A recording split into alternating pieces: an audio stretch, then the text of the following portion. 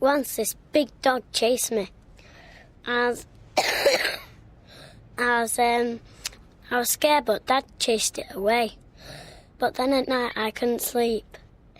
But Dad came in and checked under the bed just in case. He'd never let anybody hurt me. If you really want to protect your child, don't smoke around them. Every year, thousands of children are admitted to hospital with breathing difficulties caused by cigarette smoke.